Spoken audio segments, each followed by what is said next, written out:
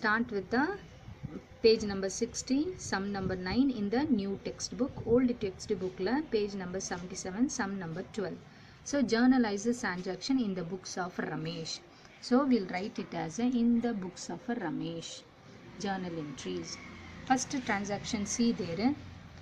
Ramesh started business with cash, goods and furniture. Cash is 3 lakh, goods is 80,000, furniture is 27,000. So all these three is coming inside the business. Who's a giver? Ramesh is a giver. So according to the golden rule, see here, what is coming in will come in the debit side. Who's a giver? Ramesh is a giver, will come in the credit side. So we'll write it as a journal entry, it as a cash account, debtor, stock account, goods stock is same. So we'll write as a stock account debtor, furniture account debtor. Both are coming in. Who's a giver? Ramesh is a giver. So we'll write it in the credit side. Add all these three and write in the credit side. Money deposit into the bank.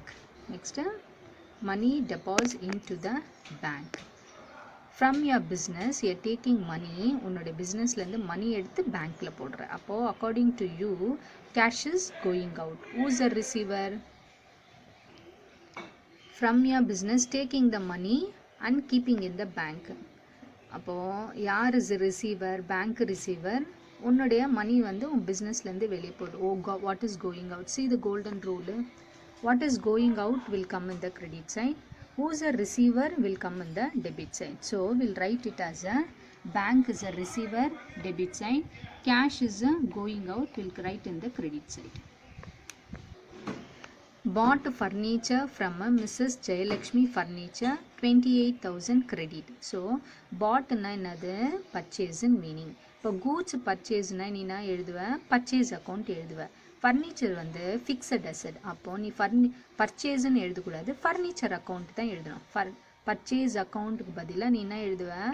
Furniture account எழுதுவேன். அப்போ bought ஃபர்னிச்சர்னால அது expense for you. So expense will come இந்த debit side. Who's a giver here? Credit தான் கொடுத்துருக்காங்க. Okay, யார் credit கொடுத்துக்கிறாங்கன்னா Jayalakshmi furniture உனக்கு கிரெடிட் கிரெடிட்னா கடன் கொடுத்து. அப்போது Jayalakshmi Furniture is a giver. So see the golden rules. Expense will come in the debit side. Who's a giver will come in the credit side. So we'll write it as a furniture account debtor to Jayalakshmi Furniture. Furniture is a expense coming into your business, and Jayalakshmi Furniture, who's a giver, will come in the credit side. Purchase goods from Hosen 5,000 by paying through the debit card. So purchase is a expense will come in the debit side. Who is a giver? You are paying through the debit card. Debit card எங்க வச்சிருப்ப? பேங்க்ல. Bank use பண்ணி தான் debit card use பண்ணுவோம். அப்போ debit கார்டுனா கிவர்னு meaning. அப்போ யார் giver? Bank is a giver. See here, according to the golden rules, expense will come in the debit side, giver will come in the credit side. அப்போ யார் இங்க giver? Bank தான் giver. So we'll write it as a purchase account debtor to bank account. Purchase is the expense. இங்கே வந்து என்ன பண்ணுறது? who's a giver will come in the credit side. See here, இங்கே வந்து goods purchase பண்ணதுனால நீ purchase account எழுதுற. ஆனால் இங்கே வந்து ஃபர்னிச்சர் வந்து ஃபிக்ஸட் அசட் பர்ச்சேஸ் பண்ணதுனால அந்த எந்த ஃபிக்ஸட் அசட் நீ பர்ச்சேஸ் பண்ணுற அந்த நேம் தான் எழுதணும். Next we'll start with the fifth date. Purchase goods from Guna and paid through net banking. So net banking innalum bank da meaning. Giver is a bank. Purchase nee pannirukka. So purchase will come as a expenses. Giver will come as a bank. So according to the golden rule, see, expense will come in the debit side. Giver will come in the credit side. See here. Purchase account debtor to bank account. Expense, this is a giver. So it will come in the credit side. Purchase goods, sixth date, purchase goods from Kannan, paid through credit card. So credit card means where it will use bank only will use. So that will come in the credit side. Giver is a bank, purchase is a expense. So according to golden rules here, expense will come in the debit side, giver will come in the credit side. So account debtor to bank account. Purchase is a expense, giver will come in the credit side as a bank. So see here, debit card, net banking, credit card all will consider is as a bankல இருந்து தான் நம்ம use பண்ணுறோம் இது மூணுமே. So நம்ம we have to take it as a giver வந்து பேங்காக எடுத்துக்கணும். ஆனால் இதில் பாரு கிரெடிட்னு கொடுத்துருக்காங்க. ஆனால் இது கிரெடிட்னாலும் கடன் தான் மீனிங். அண்ட் யார் கொடுக்குறாங்க, இது வந்து ஜெயலக்ஷ்மி கொடு, அதனால நம்ம ஜெயலக்ஷ்மி நேமே கன்சிடர் பண்ணுறோம். So will go for a next 7th one. Purchase goods from a sham on credit. Purchase goods from a sham on a credit. அப்படின்னா goods வந்து purchase பண்ணுறோம், that is a expense. So who's a giver? இந்த credit யார் கொடுக்குறாங்க, கடன் யாருக்குன்னா sham கொடுக்குறாங்க. அப்போ giver will come as a sham. So according to the golden rule, see, expense is a debit side, giver will come in the credit side. Account debtor to sham account.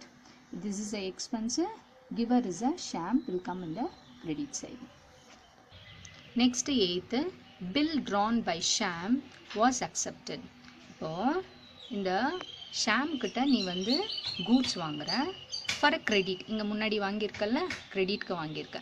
அப்போது இந்த ஷாம் என்ன பண்ணுவார், உனக்கு நான் வந்து credit கொடுத்துக்கிறேன்னு ஒரு evidence உங்கள்கிட்ட கேட்பார். அப்போது he will give us a bill. According to him Sham தான் உனக்கு கடன் கொடுக்குறார், நீ தான் வாங்குற. You are a purchaser, Sham is a seller. அப்போது என்ன பண்ணுவார், இந்த ஷாமு நீ கடனுக்கு வாங்கியிருக்க கிரெடிட்க்கு, அவன்கிட்ட ஒரு பில்லை கொடுத்துட்டு அக்னாலேஜ் பண்ணிவிட்டு திருப்பி அவர்கிட்ட கொடுன்னு சொல்லுவார். Okay, you have to give that bill return to Sham.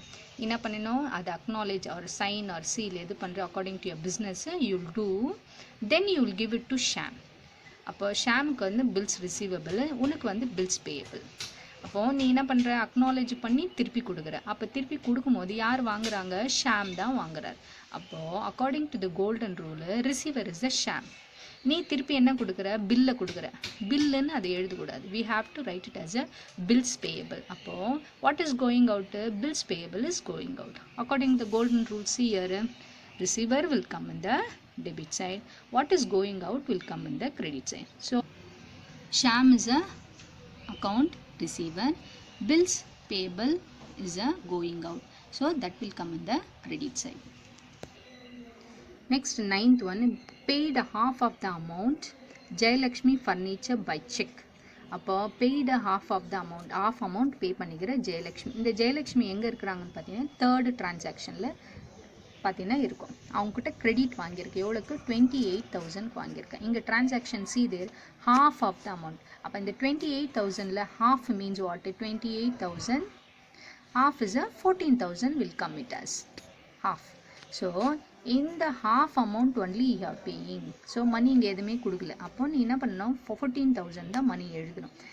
See here, ஜெயலக்ஷ்மிக்கு நீ பே பண்ணிக்கிற, ஓகேவா, on behalf of you cheque தான் கொடுத்துக்கிற. அப்போ செக்குன்னா என்னன்னு எழுதணும், பேங்க்குன்னு எழுதணும். Who's a receiver, Jayalakshmi receiver. Who's a giver, bank தான் giver. So according golden receiver is a Jayalakshmi, come in the debit side.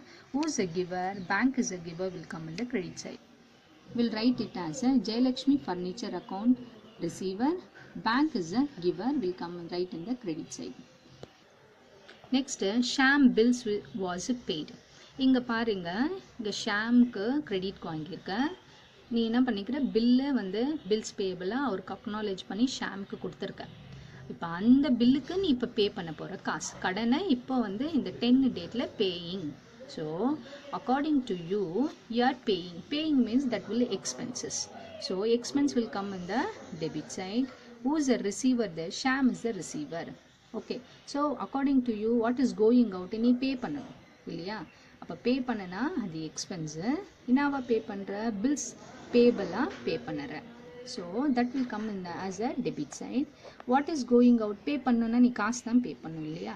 அப்போ அந்த காசு தான் money, cash only is going out to your business. So according to your, see the golden rule, expense will come in the debit side. Expense-னா என்ன, நீ பே பண்ணுற அந்த bills payable-க்கு பே பண்ணுற. Okay, so we have to write it as a bills payable-ன்னு தான் எழுதணும். Okay, that will come in the debit side.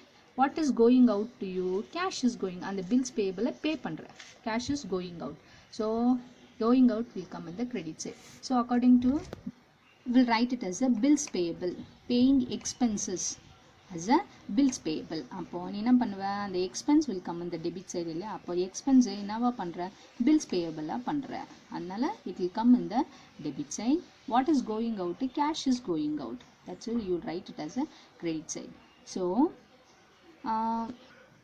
So we'll give a one clarification of a 8th transaction bill drawn அப்படின்னு கொடுத்துருக்காங்கல்ல ஒரு question. அந்த கொஷினுக்கும் 10th டிரான்சாக்ஷனுக்கும் we will give a clear explanation. We'll consider. Okay, first என்ன பண்ணுறாங்க, ஷாம் வந்து creditor, Sham தான் உனக்கு creditor கொடுக்குறாரு. அப்போ நீ தான் பர்ச்சேசர், அவரு தான் ஷாம் இஸ் அ செல்லர் இல்லையா, ஷாம் தான் செல்லர், இந்த ரமேஷ் தான் பர்ச்சேசர். ஓகேவா, இப்போது இந்த ஷாம் வந்து என்ன பண்ணுகிறாரு, உனக்கு கடன் கொடுக்குறாரு. இப்போ கடன் கொடுத்தா நீ காசு கொடுக்கலன்னு மீனிங். அப்போ என்ன பண்ணணும், அவர் இந்த ஷாம்ன்றவர் உனக்கு வந்து என்ன பண்ணுறாரு, ஒரு எவிடன்ஸ் கேட்குறாரு, நீ கடன் வாங்கியிருக்க அப்படின்றதுக்கு எவிடன்ஸ் கேட்குறாரு. அந்த எவிடன்ஸை நீ இவர் வந்து கேட்கும்போது நீ ஒரு பில் அவர்கிட்ட இந்த ரமேஷ்கிட்ட கொடுத்துட்டு அக்னாலேஜ் பண்ணிவிட்டு திருப்பி கொடுன்றாரு. அந்த பில்லை இவர்கிட்ட கொடுத்துட்டு நீ வந்து சைன் போடுவியோ இல்லை சீல் போடுவியோ according to business rule you will do and give it to seller. Acknowledge பண்ணிவிட்டு ஆஸ் எ எவிடன்ஸு நீ கிரெடிட் தான் வாங்கியிருக்க அவர்கிட்டன்னு எவிடன்ஸை நீ போட்டு திரும்பியும் செல்லர்கிட்ட ரிட்டர்ன் கொடுத்துடணும். அப்போ இந்த ரிட்டர்ன் கொடுக்கும்போது உனக்கு தான் பில்ஸ் பேயபிள், இந்த செல்லருக்கு வந்து பில்ஸ் ரிசீவபிள். நீ இப்போ உன்னுடைய ஜேர்னல் என்ட்ரி எழுதுறதுனால you have to consider it as a bills payable. நீ வந்து drawee bills payable according to